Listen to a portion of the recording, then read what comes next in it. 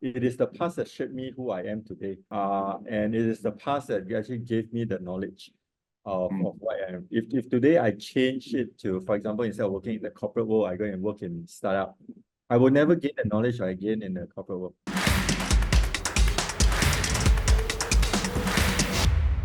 Welcome, guys, to another exciting episode of Take Me There. I'm your host, Dan, and today we have a special treat for you. We'll be diving deep into the world of marketing with technology. Joining us today, Alan, the CEO and founder of GoodBards. GoodBards kickstarts a new era of marketing technology driven by generative AI-first strategy. The innovation approach minimizes human interventions, maximizing automation for all marketings. So without further ado, let's welcome Alan. All right. Hey, thank you, Dan. It's a pleasure to be here. I'm glad for the opportunity to share with everybody, right, what we are doing at GoodBards. So I think one of the key memorable highlights I remember when we spoke from our last sessions is you mentioned about your career as well as how you actually got GoodBards started, right? Right, from a corporate life right now to a startup scene, right? I think that would be something very interesting for all the audience to actually learn about your journey and what you actually been through. So probably you want to share a bit more with us in this perspective. Well, as you can see, I'm not exactly the typical young founders. I'm almost into my 50s, right? Not yet 50, almost. So I spent about 20 plus years, at least 25 years, right, in the corporate world. And I spent between data warehousing, business intelligence, and open source, then switch over to the world of marketing. So what is typical in the corporate world is a lot of time you are doing things that is aligned with the corporate requirement and whatnot, right? And a lot of times you are always wondering to yourself and say, hey, you know, why can't a certain thing do it in a certain way, right? So I think at about during the, of course, pandemic period, we talked about it a lot. I kind of reflect on myself and say, hey, you know, do I want to continue to be, working for someone? And obviously the answer is no. And I decided to take the plunge and say, hey, you know, if I don't do it now, I do not know when I will do it. And I basically want to build a solution that will solve the problem that I've been facing for the past 25 years, right? So that is how the whole thing gets started. Yeah, that's true. I mean, in the startup journey, usually something must have triggered you, right, to kickstart this. But this is not some kind of adventure that will be fun, easy, right? It's full of up and downs, right? Challenges, Absolutely. and you face rejections almost every day, right? I mean, that's what we eat for breakfast, right? Sometimes when you approach someone, they will say, no, this doesn't work out for me. This is not what I'm finding. So yeah, definitely can relate to your experience very much in terms of your entrepreneurship journey. But I think because you have a good wealth of experience coming on from corporates like from SAP, Red Hat, Intel, and all these key brands, right? Basically the big brothers in the market. But how has this experience from all these corporates shapes you into who you are to finally realize what you want to do? Well, I think there's a few things. One very big advantage in the corporate world is the wealth of network that you built, right? Because if you think about it, if I spent 25 years running global marketing, running marketing functions that has Europe present, US present, you know the wealth of knowledge and experience from a cross market perspective, right, tends to give you a different perspective. When it comes to entrepreneurship, right? In the corporate world, does give us a huge advantage. The other thing is, the sheer amount of resources that the corporate has, especially in large tech company, always makes you wonder whether is there a better way to do things with less. I mean, all of us noticed what happened in the past 18 months in the tech industry. I would say it's devastated, right? In terms of job losses. Of course, there are companies that's up and coming trend, and the loss is actually not a loss. In fact, they actually grew, right? But if you look at a traditional tech company, everybody is tightening their belt, right? Hence, you actually have a unique position to have a view of I have resources versus I have no resources, and whether technology can bridge the gap, all right? And if the answer is yes to that, can you imagine what your experience can bring to the table, right? In order to build your dream solution, right? This is why, right? From corporate to startup is actually quite a pretty exciting step. I think it's very exciting. I mean, the way we met was pretty interesting as well, right? We didn't meet through not normal in Singapore. In fact, it's two Singaporean company, but we met in Thailand, right? Last year. Yeah, I think that's one of the unique encounter that in a startup journey, you always don't know what to expect, right? Under what kind of circumstances. The thing may just come up to you and it could be either an opportunity or sometimes a risk, but you just have to know what are you looking at, how do you assess the situation. And of course, right now, because we do find a lot of synergies in the things that we have done, especially your side doing a lot more marketing, empowering the marketing with tech. I think that's one of the key things.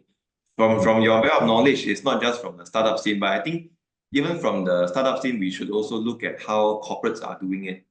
But there must be a way why corporates have done it in such a way, right? They don't do it just for no reason, right? How you basically find the best product market fit, right? That would be the most essential thing out of ever, because product market fit essentially close up the gap of your sometimes loss, right, in terms of revenue or gain in a certain way. And the market adoption is one of the key things that I find for all founders, we all care for that the most, right? Adoptions comes with traction, right? So this is one of the key things that I find in the startup space. I think this is what sometimes people neglected, right? Yeah. So I will add a point to that, right? So Yeah. it's not just about adoption, right? It's Yes. about start local, think global, right? Yeah. You know, what I do see quite a fair bit is a lot of startup tends to be very narrow minded and say, hey, local first, right? Yeah. And it's always puzzling to me from a corporate world side, a guy from a corporate world and say, hey, why you have not even started already thinking about local, right? That is one of the things that we kind of focus, right? In the sense that from day one, right, we need to make sure that the solution is global, right? Our go-to-market from day one is global. Our day one, we talk about product-led growth. We both of us talk about founder-led growth a fair bit, right? Someone who's seen a global operation of the tech world, right? Then you realize, say, hey, there's really a lot of things to think about, right? So how do you set the foundation from day one so that the day that you need to go global, you don't have to rip and replace, right? Yes. That means the vision. I mean, I guess we are both on the right track. That's why we don't meet in Singapore. We met in Thailand. I mean, that's one of the key things that I think in the recent years we start spotting more and more local startup actually also starting to venture overseas. Which is a good sign, I find, which is where actually each of the founders starts to complement each other based on our resources, experience as well. So I think one of the key questions I believe most of the audience would be very interested to learn about is, I mean, how has the fanciness of AI changed how your product, right, within GoodBards in terms of your go-to-market strategy? Right? Because since we were talking about think local, go global, right? But how has this actually from your roadmap been planned out for go-to-market? So I'll talk in the context of marketing, right? Yeah. Other functions I'm not the expert. So let's think about marketing. In the grand scheme of things, right? Today when you talk about technology helping marketing, my first question is, does the technology give you more work or help you to work less? Right? If a lot of time I kind of joke with my peers and say, oh, all this cool MarTech, in fact, there are more than 13,000 out there, based on a survey done back in 2023, 13,000. Every single technology that comes in front of you as a marketer, can you imagine that you have to learn it? All right. You not only have to learn it, you have to set up a function that operates it, right? So you need to talk to IT. Hey, is the data secure? If you got two systems, then the next question is, hey, how do you bring data from system A to system B? And then maybe you say, hey, I want a weekly report. If you are not the one doing weekly report, you basically need to set up a marketing operation team that does nothing but just reporting and whatnot, right? Yeah. Imagine the significant cost. So technology is there, but the hassle is not solved, right? So what has changed really, if you ask me 2 years ago, which is around the midpoint of pandemic, I would say that actually I got no solution to it. The whole thing changes when OpenAI ChatGPT was released to the public, right? And then suddenly, now we actually have a core system that we can layer our context to facilitate and to solve the hassle in between. And if we can solve the integration problem by providing a seamless connection, and you layer it with AI and Gen AI, wow, the game has changed. You know, the way that we search, you already see that has potentially changed, right? The way that we build chatbot has changed. It used to be complicated, chunky.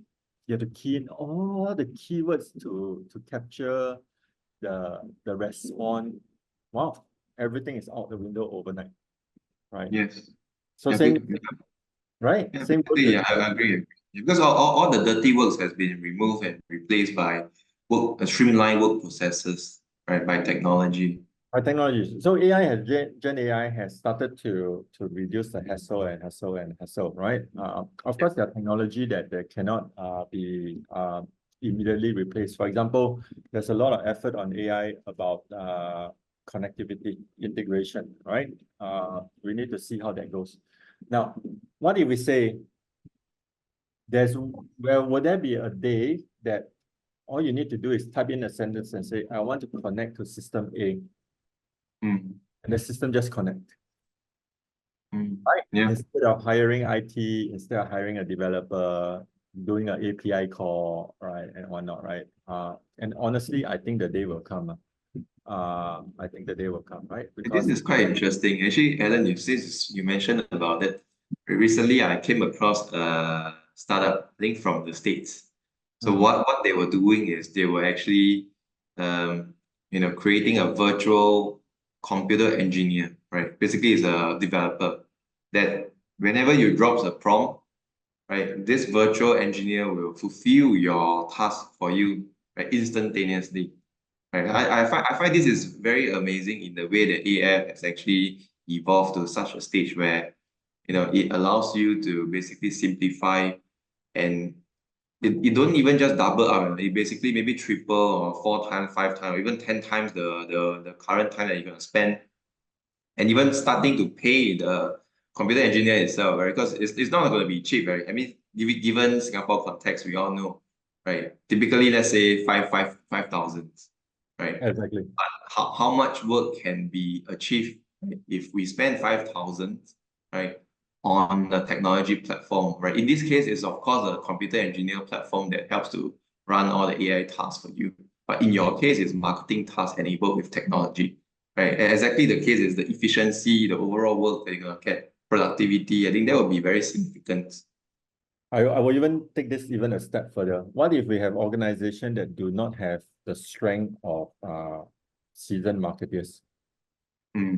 Suddenly, the accessibility to marketing knowledge is accessible, right? I was talking to a very well-known IT veteran, I think 2 days back. So the moment he hear the solution about GoodBards, and she was like, the comment he made was this, right? If you look at how global organization is structured, headquarters in outside of Singapore, and then Singapore become the regional office. The fact of the matter is, all the decisions always made in headquarters. A lot of time, the regional people are the executor, right? If that is the case, it also means that their knowledge is restricted, because executing does not put you in a position where you do strategic thinking, you do strategic marketing, planning, execution, and whatnot. Everything is taken over from United States, for example, right? Yeah. Now, if we have a good AI tool, right? If we have a good, for example, what you say, right? A virtual engineer versus a virtual marketer. So the knowledge of the virtual marketer immediately augment the lack of capability of a marketer that sits in Singapore. So AI is a very exciting world to be in today. Yeah. Yeah, I agree. I think it's a lot more effective, in fact, right? Because you see, if you only get let's say a marketer to do one job in Singapore, right? If this is being enabled by AI, right, technically you are harnessing all the experience, knowledge available in worldwide or under your roof of GoodBards, right? That's made available to the user itself. So when they are making certain tasks, make certain decision-making process within the platform, technically they do not just come from a single point of view. Right. Yeah, Exactly. it's all gathered based on experience. So, for example, there could be, let's say you mentioned on a marketer veterans who actually contributed his knowledge to the platform. Right. So all this basically will only get smarter and smarter over time as you keep on training and is being utilized by users, right, on your platform. Totally. Right? So if today, if you want to ask any CMO, maybe VP of marketing APAC, if you look at the career path of what most of us do, you will see that usually we handle something small, let's say a country, then we go into the sub-region, and suddenly we go to APAC region. The kind of knowledge we gain are actually management knowledge, but we have never gained local knowledge. So typically, even if I get promoted, even when I'm VP of international marketing, I depend on my field marketing who sits in London to tell me what is good or bad in London. And in order for me to gain that knowledge, the management knowledge, I need to do this for a few years. Over and over again, I say, hey, you know, person A used to do this, it didn't work. Person B does that, it works. Now, if everything is captured, execution plus result and the segmentation, and all these are trained into a machine learning model, I think that the knowledge can be shared. It will level the playing field of everybody that has no resources. And that, of course, is our vision of GoodBards, right? And that is really what we want to do. Yeah. I agree. Because marketing usually is the most essential part of any business. Yes. Right? Because I mean, you for example, you can cook well, but if you don't know how to sell, I mean, you still can't get your product up, right, or out there to reach your clients. So this is one of the reasons why marketing and go-to-market strategy is so important for any businesses. Right? In fact, if you go to any pitch or any sharing, I think one of the key questions where everyone will be asking is, how do you go to market, right? In what way, right? How do you intend to position yourself in the market? Right? What's your in which area are you being more superior than others? I think this is where all this comes into very good hand, that it helps them to leverage on all this existing knowledge, right? Even advice or to prevent certain pitfalls, I think, in their own businesses. I think this is one of the key things. Right now, as we look into the innovations of AI in marketing, right? So from your personal perspective, like what tips would you give to business owner or any corporate leaders who wants to adopt AI in their marketing? So I think there's a few things I'll touch on. I think so first of all, embrace it. In my opinion, it's here to stay. It's going to change. We are not turning back, right? We will never go back. The potential consideration is regulation that is currently beginning to pop up.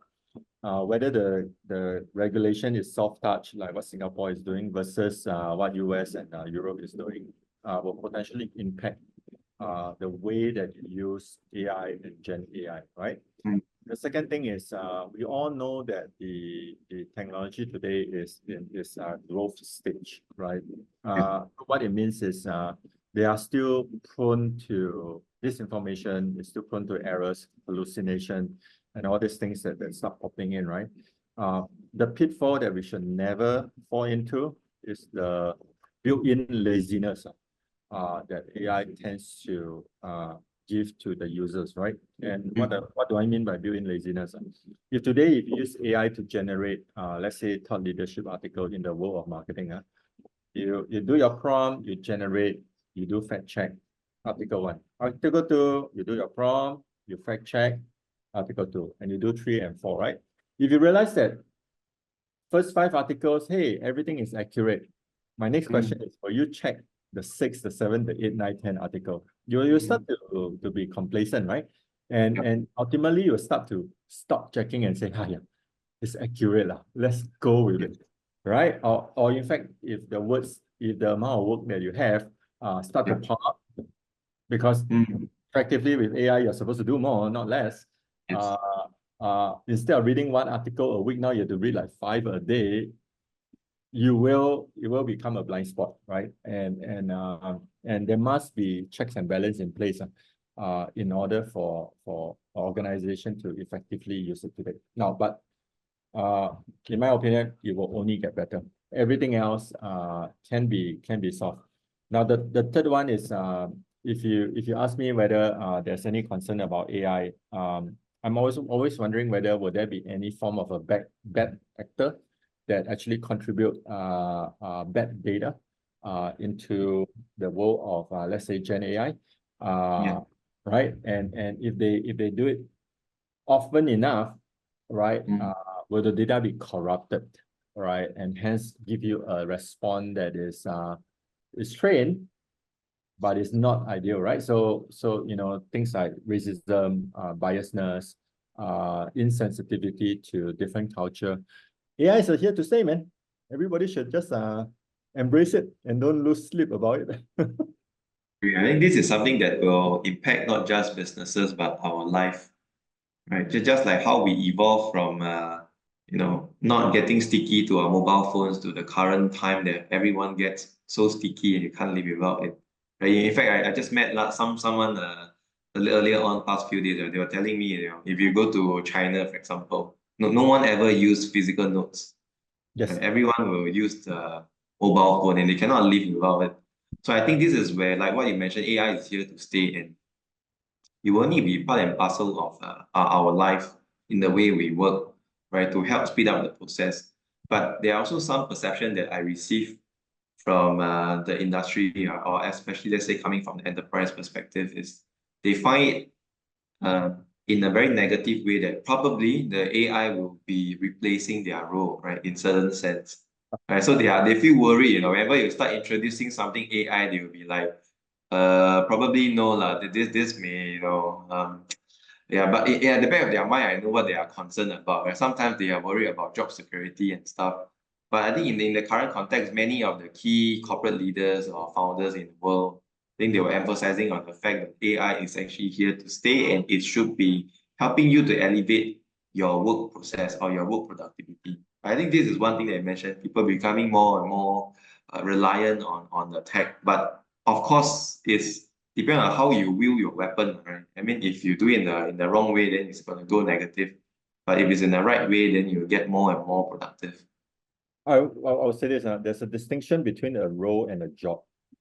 All right. The role you define, I do A, I do B, I do C, but you still have a job, right? Yes. My question is this: if you are doing the same thing day in, day out, exactly the same thing, if you are operational, your role, it is at risk, right?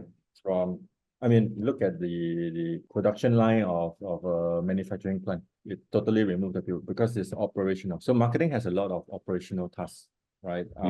That now is a human involvement, right? Sending email, cleaning up spreadsheet, sending a request, so on and so forth. It's very operational, right?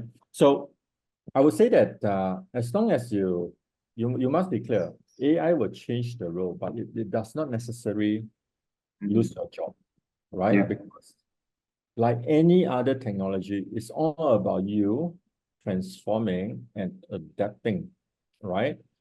If you can transform and embrace AI and value add above what AI can do, your job is secure.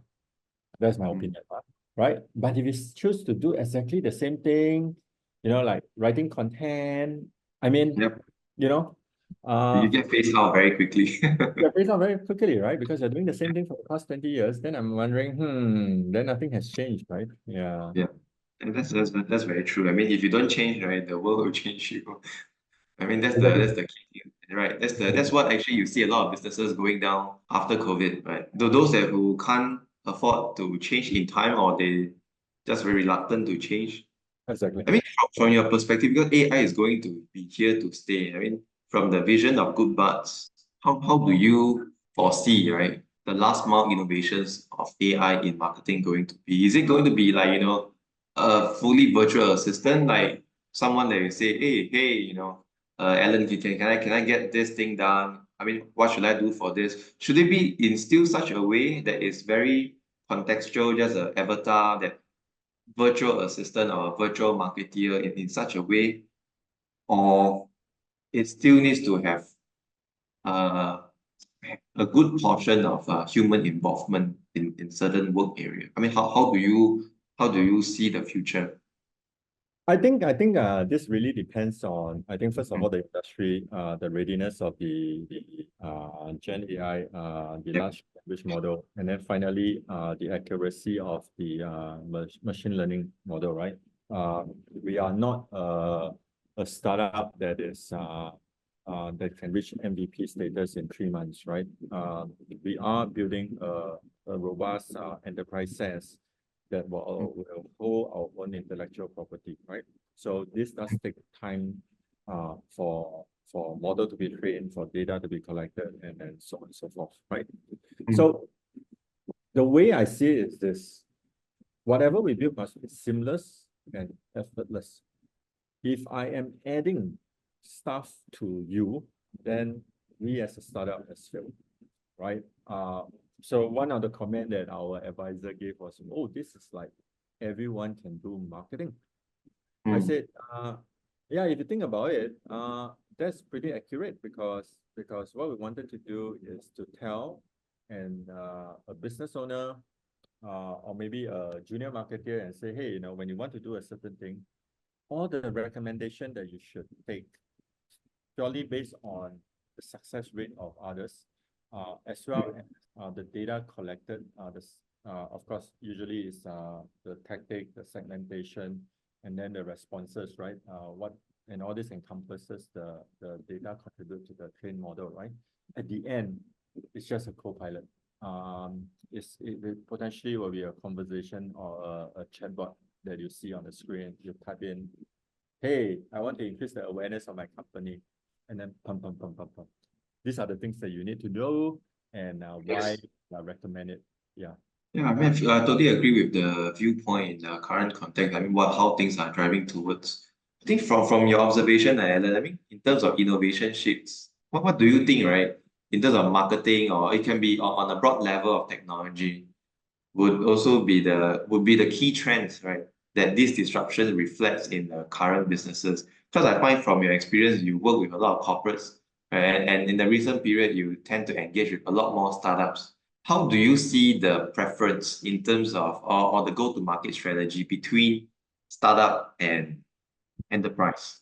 So I think a few things. One is the value of marketing, or rather the perception of marketing, is at what stage in be it an mature organization versus a startup organization. The second thing is the impact of industry regulation on marketing. And then the third one, of course, is the augmentation of marketing with AI. So let me start with the value of marketing. So I think before we talk about the hardware, let's talk about software, which is the thinking behind marketing.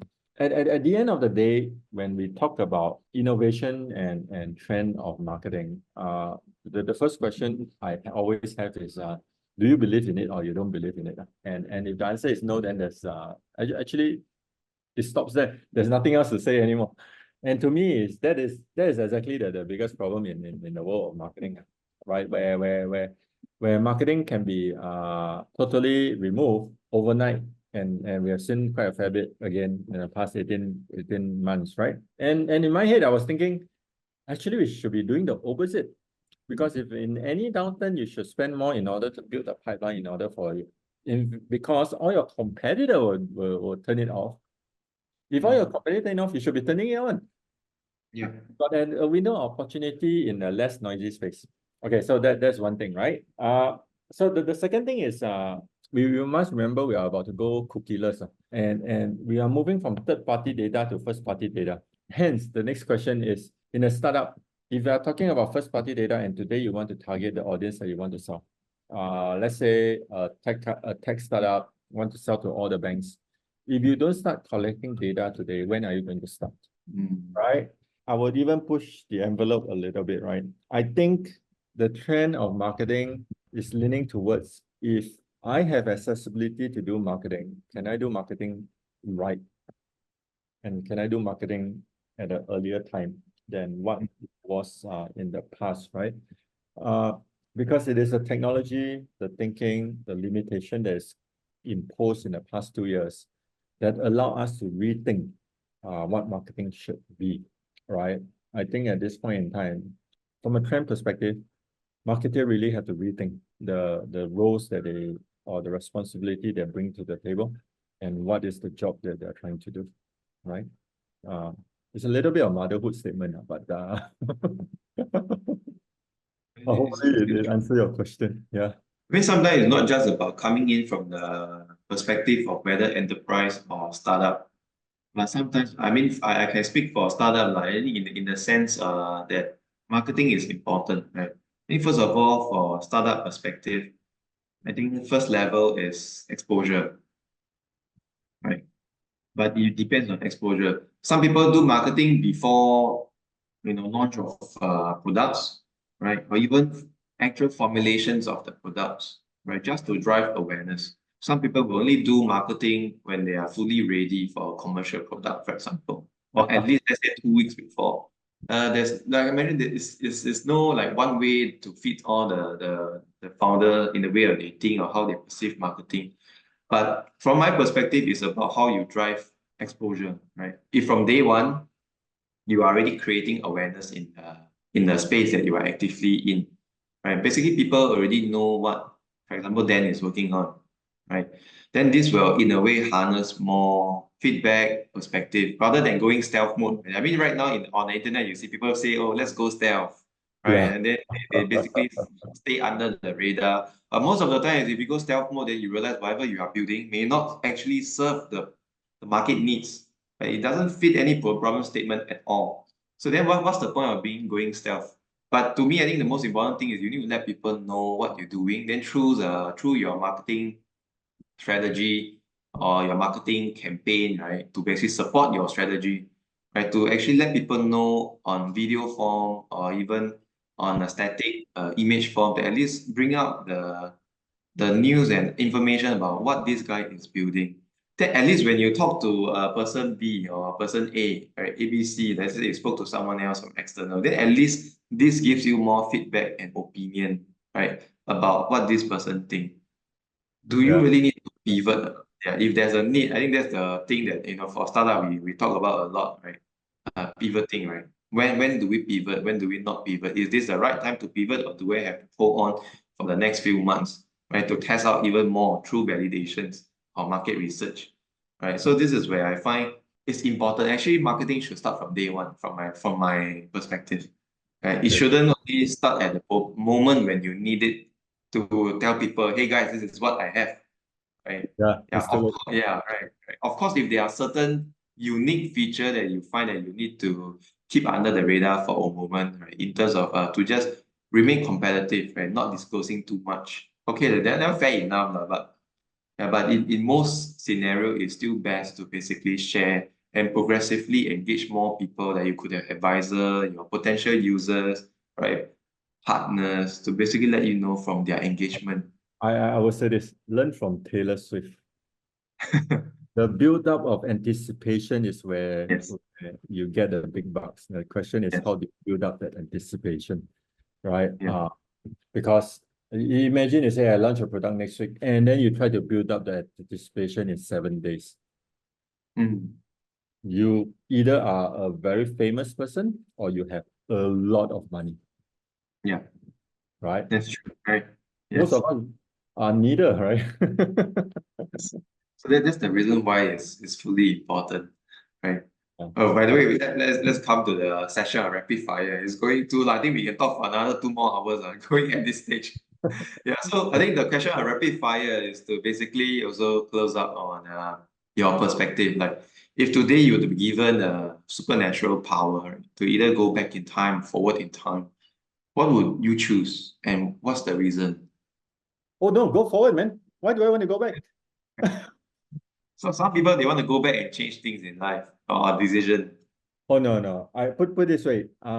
It is the past that shaped me who I am today, Yes.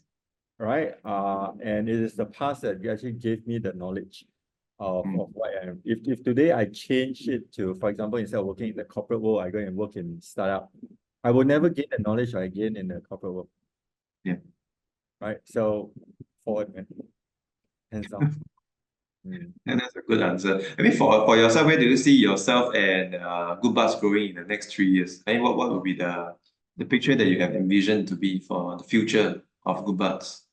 Oh, if you ask me straight from the pitch deck, 300 customers, happy, love what we do, and I'm good enough, right? The thing is, I want to build a solid product. I don't want to build a half-baked product, right? I know it's a little bit contradicting from a startup scene, right? But if you think back of what I'm doing, there is a little bit of training of models and so on and so forth. In fact, just yesterday we are discussing how do we completely change the UI, because we find it too chunky, right? To me, focus on building a good customer base. We don't have to go big, but in preparation to go global, right? One last question. What would be your definitions of a successful company? Okay, I'm going to give a motherhood statement, all right? As long as I Okay, can see my customer happy, I'm happy. I see. I mean, That's a good. I mean, that's the most important thing, right? As long as the paying customer and happy builder, which is, let's say if we are building something, right? correct. I mean, it works. This is a good marriage between both parties. Fully agree with you. I mean, yeah. I mean, thanks a lot, yeah, for I mean all that you actually shared with us through the insights. And I think yeah. So I think this actually brings us to the end of the inspiring episode of Tech Me There with you. But again, our goal through this podcast is to empower and inspire more young entrepreneurs, right? Or entrepreneurs itself, like yourself, right? To take the crucial step to onboard their first step of the innovation journey and discovery, right? And once again, thanks for joining us. Until next episode, I think for our audience who are watching this episode, stay inspired, keep pushing boundaries. Ciao.